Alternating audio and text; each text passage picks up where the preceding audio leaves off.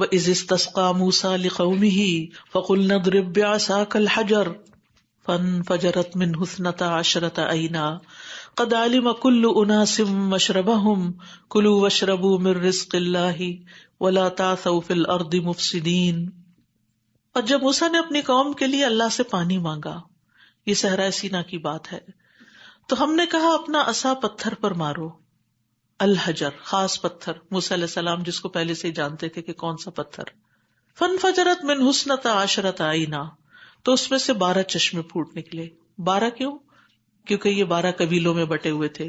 تحقیق تمام لوگوں نے اپنا اپنا گھاٹ معلوم کر لیا کہ آپس میں لڑائی جھگڑا نہ ہو، کیونکہ پانی پہ بھی بہت لڑائیاں ہوتی ہیں۔ ہم نے حکم دیا کہ اللہ کے رزق میں سے کھاؤ اور پیو، اور زمین میں مفسد بن کے نہ پھرو، یعنی نافرمانیاں نہ کرو اللہ کی۔ تو بہرحال اللہ سبحانہ تعالیٰ نے ان کے گناہوں نافرمانیوں کے باوجود ہمیشہ ان کو نوازا اور ان کو دیتا ہی رہا، کبھی مغفرت سے نوازا، کبھی ملک سے نوازا، کبھی من و سلوہ سے نوازا، اور کبھی وافر پانی سے نوازا، لیکن یہ تھے کہ شکر ادا ہی نہیں کرتے تھے۔ یہ بات تو ہم ان کی کر رہے ہیں، لیکن یہ اللہ تعالیٰ نے قرآن مجید میں شروع میں ہی یہ سب کچھ کس لیے رکھ دیا؟ کیونکہ زیادہ تر تو قرآن ہم مسلمان پڑھتے ہیں، ہمارے پاس بھی کتنی نعمتیں ہیں، کتنی نعمتیں ہیں، لیکن ہم ان کے مقابلے میں اللہ کی عبادت اور اطاعت کتنی کرتے ہیں، کتنی اس سے محبت کرتے ہیں، کتنے شوق سے نماز پڑھتے ہیں، کتنی خوشی سے صدقات دیتے ہیں، کتنی خوشی سے دین کو سیکھتے اور سکھاتے ہیں۔ یعنی اللہ کے سارے انعامات کے جواب میں ہمارا رویہ کیا ہے؟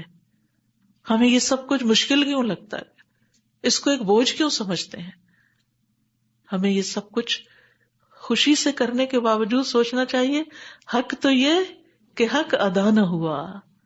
تو بہرحال اللہ تعالیٰ نے بس ان سے یہی مطالبہ کیا تھا، وَلَا تَعْثَوْا فِي الْأَرْضِ مُفْسِدِينَ، کہ تم فسادی بن کے مت پھرو زمین میں، بس یہ نہ کرو، فساد نہ پھیلاؤ۔ اچھا، فساد کا نقصان کس کو ہوتا ہے؟ خود انسانوں کو ہوتا ہے۔ اللہ سبحانہ تعالیٰ تو اپنے عرش پر ہے، اس کو کیا فرق پڑتا ہے کہ زمین میں لوگ لڑ لڑ کے مر جائیں یا کسی کی زندگی حرام کرے، اس کا کیا نقصان ہے؟ لیکن وہ ہمارے فائدے کی خاطر ہمیں یہ سمجھاتا ہے کہ تم زمین میں فساد نہ کرو، اور فساد ہوتا ہے گناہوں سے، دوسروں کے حق مارنے سے، دوسروں کے ساتھ زیادتی کرنے سے، دوسروں کے حق نہ دینے سے، کیونکہ جب انسان کسی کا حق مارتا ہے تو پھر بگاڑ پیدا، پھر غصہ اور غم پیدا ہوتا، پھر ریٹیلیشن ہوتی ہے، پھر اس کے مقابلے میں اور ظلم ہوتا ہے، پھر ظلم بڑھتا چلا جاتا ہے، حتیٰ کہ بعض اوقات ایک جھگڑا 2 لوگوں کے بیچ میں ہوتا ہے اور اس سے بے شمار لوگ متاثر ہو جاتے ہیں، گھر کے گھر برباد ہو جاتے ہیں۔ یہ میاں بیوی کا جھگڑا کیا ہے؟ یہ صرف 2 لوگوں کی لڑائی ہوتی ہے؟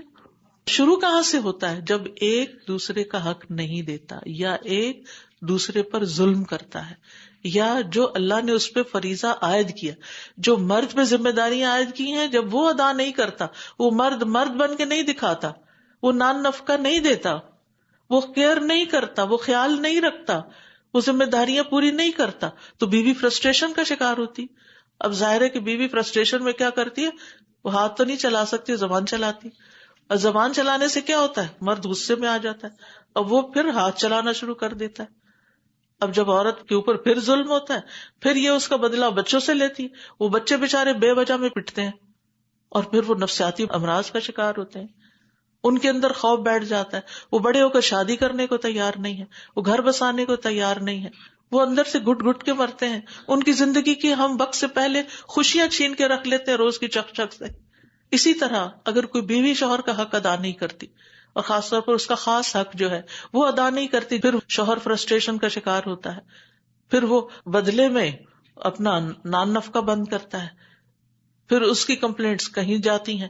تو ایک بندہ جب اپنا کوئی ایک فرض پورا نہیں کرتا نا، تو اس کے نتیجے میں بہت دور تک اثرات جاتے ہیں، اور انسان لاشیں بن کے پھر جی رہے ہوتے ہیں، وہ زندگی کے دن کاٹ رہے ہوتے ہیں، اور اس ظلم کو کوئی دور نہیں کر سکتا۔ ظاہر ہے کہ جو سڑک پر ظلم ہوگا، کوئی اشارہ توڑے گا، کوئی کسی کو ٹکر مارے گا، تو اس کو تو گورنمنٹ آ کے پکڑ لے گی۔ تو جو ابیوز گھر میں ہو رہا ہوتا ہے، اور جو ایموشنلی ٹارچر گھروں میں ایک دوسرے کو کیا جا رہا ہوتا ہے، اس کو کون سا قانون آ کے پکڑے گا؟ وہ پکڑتا بھی ہے تو حالات پہلے سے بھی زیادہ خراب ہو جاتے ہیں. تو اس کا حل اللہ کا خوف ہے، اللہ کا ڈر، تقویٰ ہے اور اللہ کی اطاعت ہے، اللہ کی فرما برداری ہے کہ ہر کوئی اپنے اپنے فرائض ادا کرے اور اس کا انتظار نہ کرے کہ مجھے حق ملے گا تو دوں گی. اس کا انتظار نہ کریں، مقابلے پہ نہ آئے. آپ اپنا فرض پورا کریں کیونکہ آپ نے کس کے لیے پورا کرنا ہے؟ اپنے رب کے لیے. آپ نے اپنے رب کو اپنے فرض کا جواب دینا ہے، دوسرے کا نہیں. کیونکہ ہم اکثر یہی حجت بنا لیتے کیوں کہ وہ یہ نہیں کر رہا اس لیے میں یہ نہیں کر رہی. یہ جواز نہیں ہے. آپ اپنے رب کی خاطر صبر کریں، وَلِرَبِّكَ فَاصْبِرْ، اور پھر آپ دیکھیں کہ حالات بھی بہتر ہوتے چلے جائیں گے. کیونکہ انسان احسان کے ساتھ بڑے سے بڑے دشمن کو رام کر لیتا ہے. وَإِذْ قُلْتُمْ يَا مُوسَىٰ لَن نَّصْبِرَ عَلَىٰ طَعَامٍ وَاحِدٍ فَادْعُ لَنَا رَبَّكَ يُخْرِجْ لَنَا مِمَّا تُنبِتُ الْأَرْضُ مِن بَقْلِهَا وَقِثَّائِهَا وَفُومِهَا وَعَدَسِهَا وَبَصَلِهَا قَالَ أَتَسْتَبْدِلُونَ الَّذِي هُوَ أَدْنَىٰ بِالَّذِي هُوَ خَيْرٌ اهبطوا مصرا فإن لكم ما سألتم وضربت عليهم الذلة والمسكنة وباءوا بغضب من الله ذلك بأنهم كانوا يكفرون بآيات الله ويقتلون النبيين بغير الحق ذلك بما عصوا وكانوا يعتدون. اور جب تم نے کہا اے موسیٰ ہم ایک ہی کھانے پر ہرگز صبر نہیں کر سکتے. ایک تو نہیں تھا کھانا، من بھی تھا، سلوا بھی تھا، پانی بھی تھا، لیکن اس میں تکرار تھی نا، روز وہی ہوتا تھا. اور ہو سکتا ہے ایک دن شہد ہوتا ہو، ایک دن مشروم ہوتے ہو، وہ جو مختلف معنی کیے گئے نا، تو ہو سکتا ہے اس میں ورائٹی بھی تھوڑی بہت ہو، لیکن بہت زیادہ ورائٹی نہیں تھی. تو اب کہتے ہیں کہ ہم تو تنگ آ گئے روز ایک ہی چیز کھا کھا کے. فَادْعُ لَنَا رَبَّكَ، تم دعا کرو اپنے رب سے. سٹائل دیکھیں کتنی بے رخی کا انداز ہے. ہم نہیں دعا کر رہے، تم کر دو ہمارے لیے اور اپنے رب سے کر دو. یہ نہیں کہا ربنا. ساری دعائیں کہاں سے شروع ہوتی ہیں؟ ربنا، اے ہمارے رب، ربی، اے میرے رب، تو نے مجھے پیدا کیا، تو مجھے پالتا ہے، تو ہی میری ضروریات پوری کرے گا، تو ہی میری بیماریوں کو دور کرے گا. اس طرح پکارنا چاہیے، نہ کہ کسی کو کہہ دینا چاہیے اچھا آپ میرے لیے دعا کر دیں اپنے رب سے. کس قدر بے وفائی کا انداز ہے اور اجنبیت کا انداز ہے کہ ہمارا تو اس سے کوئی تعلق نہیں، تم بڑے نیک ہو، تمہارا ہی رب ہے، تم ہی ذرا دعا کر دو ہمارے لیے کہ ہماری یہ مشکل آسان ہو جائے. یہ رویہ اختیار کرنا جو ہے یہ بڑی زیادتی کی بات ہے. جب کوئی مشکل آئے سب سے پہلے خود پکارے اور خوب پکارے، سجدوں میں پکارے، تہجد کے لیے اٹھے، صدقہ خیرات کریں، لوگوں کی خدمت اور مدد کریں، دوسرے مظلوموں کی مدد کریں. دیکھیں آپ کے مسئلے حل ہوتے ہیں کہ نہیں. ہوتا ہی ہے کہ جب ہماری زندگی میں کوئی مسئلہ آتا ہے نا تو ہم سیلف پیٹی کا شکار ہو جاتے ہیں.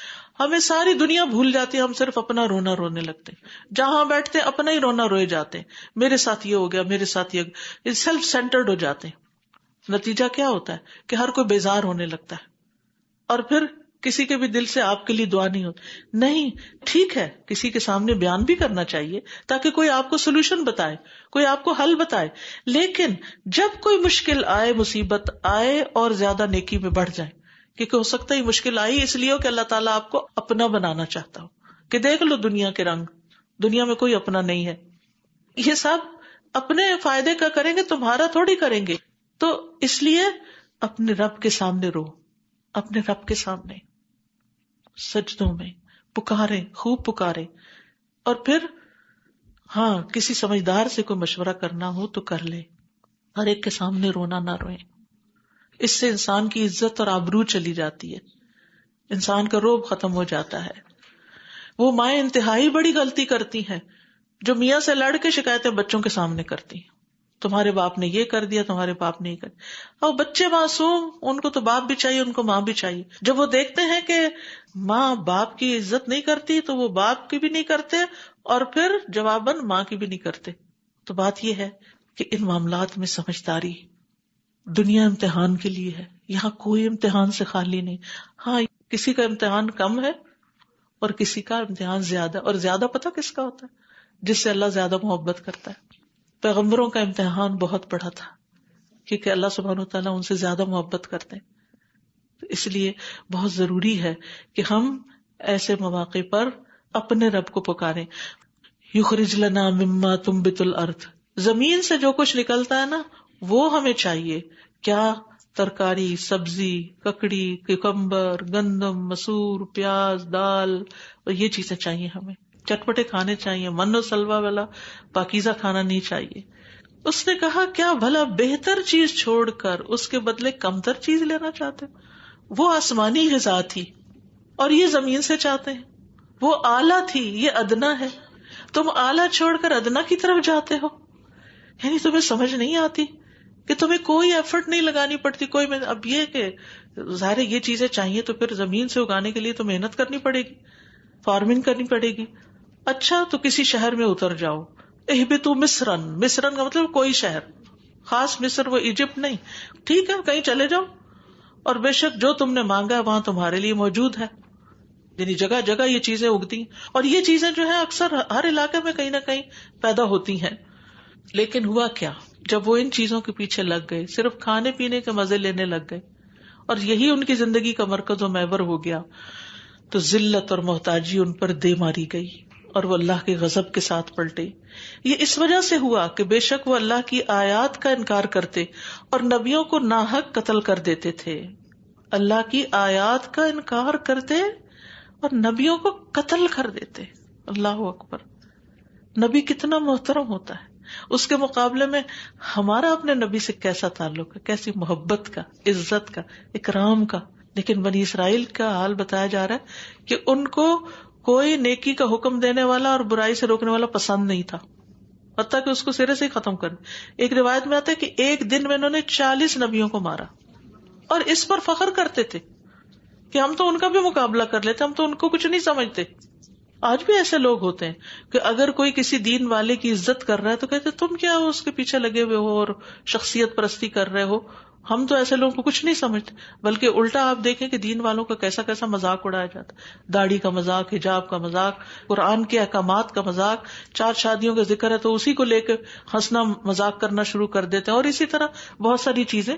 تو یہ کسی مسلمان کا طریقہ نہیں ہو سکتا. تو نتیجہ یہ ہوا کہ پھر وہ اللہ کے غضب کے ساتھ پلٹے. یہ اس وجہ سے ہوا کہ بے شک وہ اللہ کی آیات کا انکار کرتے اور نبیوں کو ناحق قتل کرتے تھے. یہ اس وجہ سے تھا کہ وہ نافرمانی کرتے اور حد سے بڑھ جاتے. ایک تو چھوٹی موٹی نافرمانیاں، غلطی ہوگی، گناہ ہو گیا، توبہ کی، ڈر گئے دل میں، اور ایک یہ کہ پھر اس کے بعد اس کے اوپر فخر شروع کر دیا اور مجلسوں میں بیٹھ کے اس پر خوب انجوائے کیا کہ میں نے فلاں اور فلاں غلط کام کیا ہے. تو بہرحال یہ بنی اسرائیل کی ناشکری کا ذکر ہے یہاں پر، اور پھر ان کا طرح طرح کے کھانے طلب کرنے کا ذکر ہے. اور آپ صلی اللہ علیہ وسلم نے اپنی امت کو بھی ڈرایا. آپ نے فرمایا میری امت کے بدترین لوگ وہ ہوں گے جو نعمتوں میں پالے جائیں گے، طرح طرح کے کھانے اور طرح طرح کے لباس پہنیں گے اور گفتگو میں بے احتیاطی کریں گے.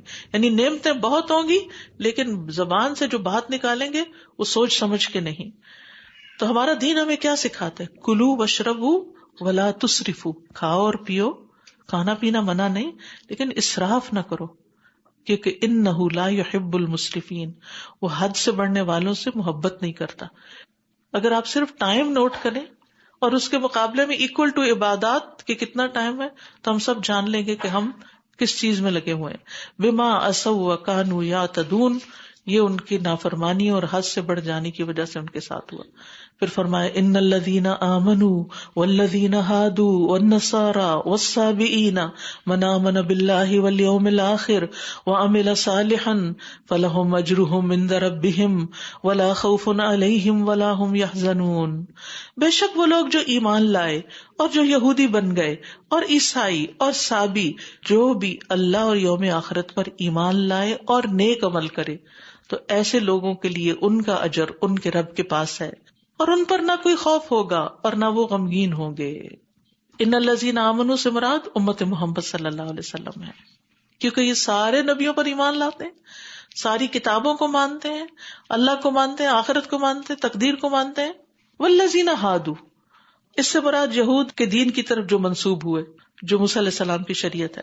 نصارہ، نصران کی جمع ہے جس کا مطلب مددگار ہے، آپس میں ایک دوسرے کے مددگار. عیسیٰ علیہ السلام کی مدد کرنے والے، اللہ کے دین کے لیے ایک دوسرے کے مددگار. انہوں نے کہا تھا نحن انصار اللہ. پھر والصابئین، ان کے بارے میں متعدد اقوال ہیں. بعض کہتے ہیں کہ یہ عیسائیوں کا ہی ایک فرقہ ہے، کچھ کہتے ہیں کہ نہیں یہود کا فرقہ ہے. اور کچھ کہتے ہیں کہ یہ وہ لوگ ہیں جن کا کوئی دین نہیں، کسی بھی دین کو اختیار نہیں کیا، لیکن ایک طرح سے کوئی بہت غلط کام بھی نہیں کرتے تھے. یہاں پر شرط یہ لگا دی گئی کہ جو ایمان لائے گا اللہ پر، یعنی جو اللہ تعالیٰ حکم دے کہ ان کو مانے گا، والیوم الآخر، آخرت کے دن پر ایمان لائے گا اور اس سے ڈر کے اس کے لیے تیاری کرے گا اور نیک عمل کرے گا. تو یہاں بیسیکلی ایمان پر فوکس ہے، اور ایمان اور عمل صالح کا ایک تعلق بتایا گیا ہے. اصل میں اس آیت کا تعلق پچھلی آیات کے ساتھ ہے کہ وہاں پر یہود کی بدعملیوں اور سرکشیوں کی بنا پر بتایا گیا کہ ان کے لیے ذلت اور رسوائی اور جو بھی پیچھے آپ آیت میں پڑھ چکے ہیں، اور یہاں پر وضاحت کی گئی کہ نجات کا دار و مدار جو ہے وہ ایمان اور عمل صالح پر ہے، اور خاص طور پر، یہ ساری تفصیلات نہیں بتائیں، خاص طور پر اللہ اور آخرت کے دن پر ایمان کا ذکر ہے. اور نیک اعمال جو ہیں وہ ایمان کا حصہ بھی ہیں، لیکن اس کے ساتھ ساتھ الگ طور پر بھی خصوصیت کے ساتھ عمل صالح کا ذکر کیا گیا تاکہ لوگ اس کی طرف توجہ کریں. پھر فرمایا وَإِذْ أَخَذْنَا مِيثَاقَكُمْ وَرَفَعْنَا فَوْقَكُمُ الطُّورَ خُذُوا مَا آتَيْنَاكُمْ بِقُوَّةٍ وَاذْكُرُوا مَا فِيهِ لَعَلَّكُمْ تَتَّقُونَ. اور جب ہم نے تم سے پختہ عہد لیا اور طور پہاڑ کو تمہارے اوپر اٹھایا اور حکم دیا کہ مضبوطی سے پکڑ لو اس کو جو ہم نے تمہیں دیا ہے قوت کے ساتھ، اور جو اس میں لکھا ہے اسے یاد رکھو تاکہ تم بچ جاؤ. یہاں پر اللہ سبحانہ تعالی میثاق کا ذکر کر رہے ہیں. میثاق کہتے ہیں بھاری اور تاکیدی عہد. وثاق سے ہے، وثاق ایسی رسی کو کہتے ہیں جس کے ساتھ قیدی کو باندھا جاتا ہے. اور طور سے مراد مشہور پہاڑ ہے. ویسے طور ہر پہاڑ کو بھی کہا جاتا ہے جس پر سبزہ اگتا ہو، تو یہاں ایک مخصوص پہاڑ کی طرف اشارہ ہے. ہوا یہ تھا کہ اس کو اکھاڑ کر بنی اسرائیل کے اوپر معلق کر دیا گیا تھا اور کہا گیا تھا کہ جو ہم نے تمہیں دیا ہے، یعنی تورات وغیرہ جو موسیٰ علیہ السلام لے کر آئے ہیں، اس کو مضبوطی سے پکڑ لو. اور مضبوطی سے پکڑنے کا مطلب کیا ہے کہ اس کو اپنی زندگی کا حصہ بناؤ، اس سے غافل نہ ہو. وَاذْكُرُوا مَا فِيهِ، اور جو کچھ اس میں ہے اس سب کو یاد کرو اور اس پر عمل بھی کرو. وَاذْكُرُوا، ذکر جیسے آتا ہے وَلَقَدْ يَسَّرْنَا الْقُرْآنَ لِلذِّكْرِ فَهَلْ مِن مُدَّكِرٍ، ہم نے قرآن کو نصیحت کے لیے آسان کر دیا ہے، تو کیا ہے کوئی جو اس سے نصیحت حاصل کرے. تو للذکر، ذکر کا مطلب ہے یاد دہانی. قرآن یاد دہانی کراتا ہے. اور یاد دہانی کس چیز کی کرائی جاتی ہے؟ جس کو انسان بھول جاتا ہے. ہم بھولنے والے لوگ ہیں. ہم نے رمضان میں سارا قرآن پڑھا لیکن بہت سی باتیں پڑھ کر پھر بھول گئے. اب دوبارہ پڑھ رہے ہیں، دوبارہ پھر یاد آ رہا ہے، کچھ عرصے کے بعد پھر ذہن سے چیزیں اتر جائیں گی. اس لیے قرآن ایسی کتاب ہے جو بہت زیادہ پڑھی جاتی ہے، یعنی بار بار اس کو پڑھتے رہنا چاہیے. اور قرآن کو قرآن کہا بھی اس لیے جاتا ہے کیونکہ اس کو سب سے زیادہ پڑھا جاتا ہے فولان کے وزن پر. ثم تولیتم من بعد ذلک فلولا فضل اللہ علیکم ورحمتہ لکنتم من الخاسرین. پھر اس عہد کے بعد تم پھر گئے، پس اگر تم پر اللہ کا فضل اور اس کی رحمت نہ ہوتی تو تم ضرور خسارہ پانے والوں میں سے ہو جاتے. ثم تولیتم، یعنی پھر تم نے روگردانی کی اور اللہ سبحانہ تعالیٰ کی اطاعت سے پیٹ پھیر کر چلے گئے. یعنی تم نے وعدہ کیا، جب پہاڑ سر پہ تھا تو وعدہ کر لیا، سجدے میں گر گئے کہ اللہ معاف کر دے، اب تو ہم آج کے بعد بالکل اس کتاب کو نہیں چھوڑیں گے. لیکن پھر کیا ہوا؟ ہمارا حال بھی تو یہ ہوتا ہے نا، جب کوئی مصیبت آتی ہے تو ہم نمازیں بھی شروع کر دیتے ہیں، ہم اور بھی بہت کچھ کرنے لگتے ہیں اور اللہ سے معافیاں مانگتے ہیں کہ اب ہم دوبارہ یہ غلط کام نہیں کریں گے جس کی وجہ سے پکڑ آئی ہے. لیکن پھر جب وہ حالات اچھے ہوتے ہیں پھر بھول جاتے ہیں.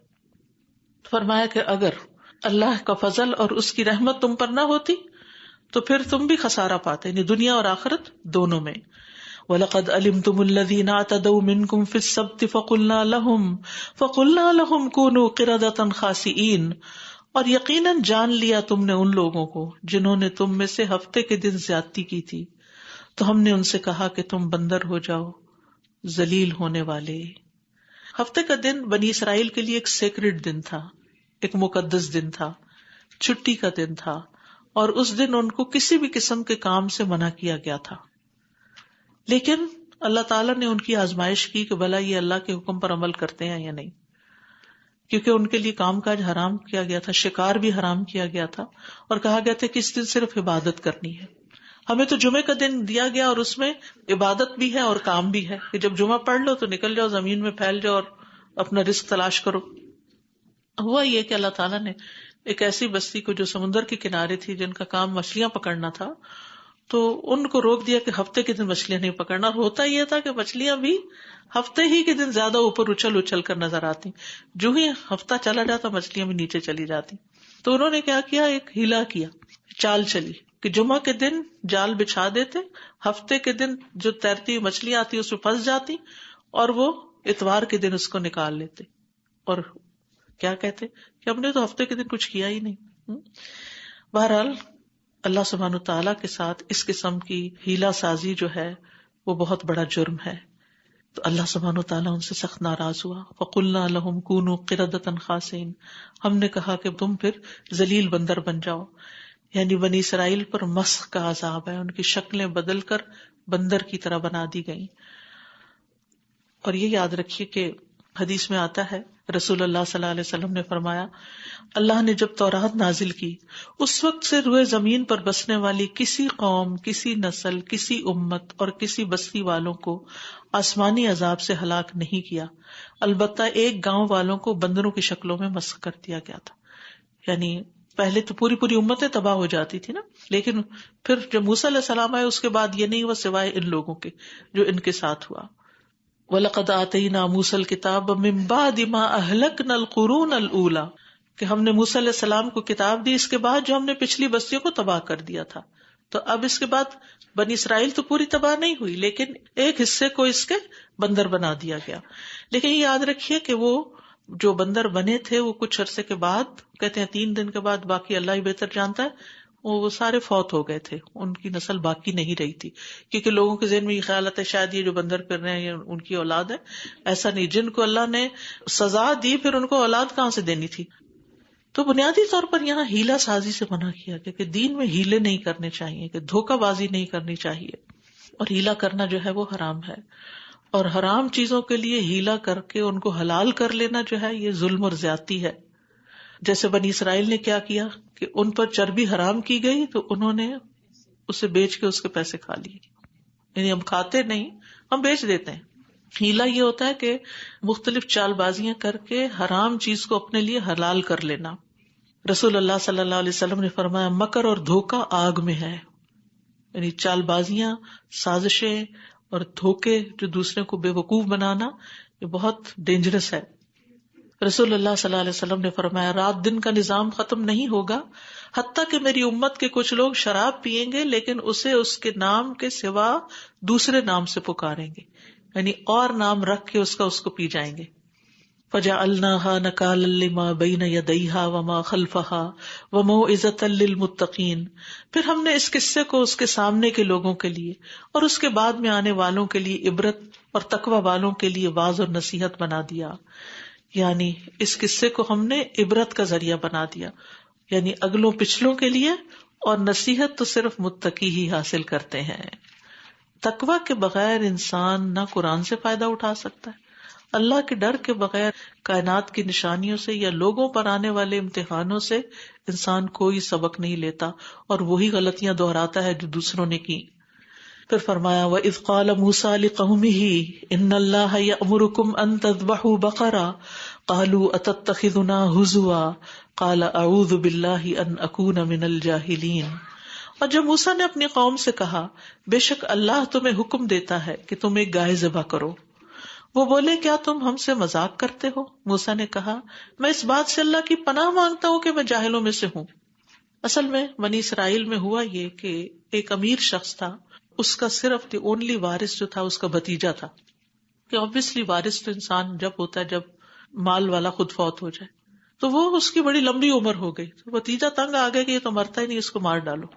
تو اس نے مال کے لالچ میں چچا کو مارا اور مار کے اپنے دشمن قبیلے کے علاقے میں جا کے لاش پھینک آیا اور پھر چال بازی شروع کر دی. چچا کو کس نے مارا، چچا کو کس نے مارا، ڈھونڈتے ڈھونڈتے ایسے دھوکے کے ساتھ اس علاقے میں گیا اور کہا انہوں نے ہی مارا ہے، اور ان سے دیت کا مطالبہ کر لیا کہ اس کو مارنے کے پیسے دو مجھے. تو وہ موسیٰ علیہ السلام کے پاس آئے اور انہوں نے کہا کہ یہ ہمارے ساتھ زیادتی ہو رہی ہے، ہم نے نہیں کیا. بہرحال دونوں فریق ایک دوسرے کے اوپر الزام تراشی کرنے لگے. اب اس کا حل اللہ تعالیٰ نے یہ بتایا کہ یہ گائے ذبح کریں اور اس کا ایک ٹکڑا جو ہے وہ اس مقتول کی لاش پہ مارے، اور پھر اس طرح وہ زندہ ہو کے بتائے گا کہ کس نے مارا تاکہ یہ جھگڑا ختم ہو. بہرحال جب موسیٰ علیہ السلام نے اپنی قوم سے کہا کہ اللہ تمہیں حکم دیتا ہے گائے ذبح کرو، تو انہوں نے کہا تم ہم سے مذاق کر رہے ہو، ہمارا مذاق اڑا رہے ہو، ہم گائے ذبح کریں؟ کیونکہ گائے ان کے نزدیک بڑی مقدس تھی. آپ کو معلوم ہے صحرائے سینا میں سامری نے کیا کیا تھا ان کے لیے؟ بچڑا معبود بنا دیا. تو ہم اپنے معبود کو ذبح کریں؟ یہ تو بڑی عجیب بات ہے ان کے نزدیک. اصل میں اللہ تعالیٰ ان کا امتحان بھی لے رہا تھا. تو بہرحال اب ہوا یہ کہ قالوا تتخذنا ہزوا قال اعوذ باللہ ان اکون من الجاہلین.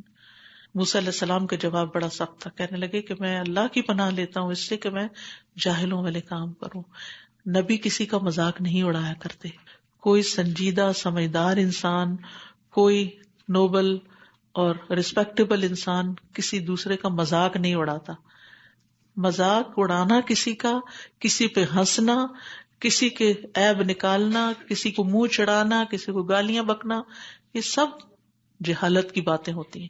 تو انہوں نے کہا کہ تم مجھے جاہل سمجھتے ہو، میں اللہ کی پناہ لیتا ہوں کہ میں کبھی بھی ایسا کوئی کام کروں کہ میں جاہلوں میں شمار ہوں. یعنی ایک نبی کی شایان شان نہیں. اسی طرح جو لوگ نبی کی سچی پیروی کرتے ہیں سنت کی، وہ بھی مذاق نہیں اڑاتے. لیکن افسوس کے ساتھ دیکھتی کہ بعض مائیں بچوں کا مذاق اڑا رہی، بچوں کی کسی چھوٹے پہ ہنس رہی ہوتی ہیں، ان کو چڑھا رہی ہوتی ہیں. یہ کوئی کھیلنے کی جگہ ہے؟ یعنی کیا سکھا رہے ہیں ہم ان کو؟ آپ دیکھیں بلنگ جو ہے کتنی بڑی مصیبت ہے. اس سے بہت سے بچے کرش ہو جاتے ہیں مینٹلی، اور ان کی ساری صلاحیتیں ماری جاتی ہیں صرف اس وجہ سے کہ دوسرے بچے ان کو بلی کر رہے ہوتے ہیں. تو یہ بلنگ جو ہے کوئی پیغمبر نہیں کر سکتا. اور ہمیں بھی اپنے بچوں کو سکھانا چاہیے، دفاع تو سکھانا چاہیے کہ کوئی کرے تو تم نے کیا کرنا ہے، لیکن تم نے کسی کے ساتھ نہیں کرنا، تم نے جواباً بھی یہ کام نہیں کرنا. یہ جاہلوں کا کام ہے. اور اگر پڑھے لکھے لوگ یہ کام کرنے لگے تو پھر آپ سوچئے کہ اس قوم کا کیا حال ہوگا، اور اس کا اخلاقی دیوالیاں نکل جائے. اور یہ اخلاق کے سخت منافی ہے. پیغمبر جو ہوتے ہیں وہ اخلاق کے کس درجے پر ہوتے ہیں؟ اعلیٰ ترین. وَإِنَّكَ لَعَلَىٰ خُلُقٍ عَظِيمٍ، اعلیٰ ترین درجے پر ہیں آپ اخلاق کے. تو جو اخلاق کے اعلیٰ درجے پر ہوگا وہ تو کسی کی طرف دیکھ کے اشارہ بھی نہیں کرے گا. ایک دفعہ امام بخاری کسی سے حدیث سن رہے تھے اور وہ نابینا تھے. ان کے پڑھنے کا انداز ایسا تھا کہ جس سے امام بخاری کے منہ پہ اسمائل آ گئی. اب چونکہ وہ دیکھ نہیں رہے تھے تو ان کو بڑا فکر ہوا کہ میں ان پہ ہنسا ہوں، یعنی کہ دل ہی دل میں، یہ نہیں کہ کوئی کھلکھلا کیسے، صرف مسکراہٹ آئی. تو اس پر انہوں نے ان سے معافی مانگی. انہوں نے کہا کہ آپ مجھے معاف کر دیں، آپ حدیث پڑھ رہے تھے اور میں آپ کو دیکھ کے مسکرا گیا تھا، جو اگر آپ مجھے دیکھتے تو شاید آپ کو اچھا نہ لگتا. اس کو کہتے ہیں تقویٰ. اسی طرح بعض اوقات ہم کوئی چیز دیکھ رہے ہوتے ہیں، کوئی سن رہے ہوتے ہیں، کسی کا میسج سن رہے ہوتے ہیں اور ساتھ ساتھ مذاق اڑا رہے ہوتے ہیں یا اس کو بے وقوف یا اور اس طرح کے نام دے رہے ہوتے ہیں. یہ بھی اچھا اخلاق نہیں ہے.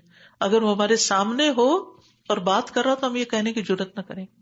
تو جو اعلیٰ اخلاق والے لوگ ہوتے ہیں وہ رسپیکٹ کرتے بھی ہیں اور کرواتے بھی ہیں. یہ بد اخلاقی کا ماحول ہمیں ختم کرنا چاہیے اور اس کی ابتدا اپنے آپ سے کرنی چاہیے.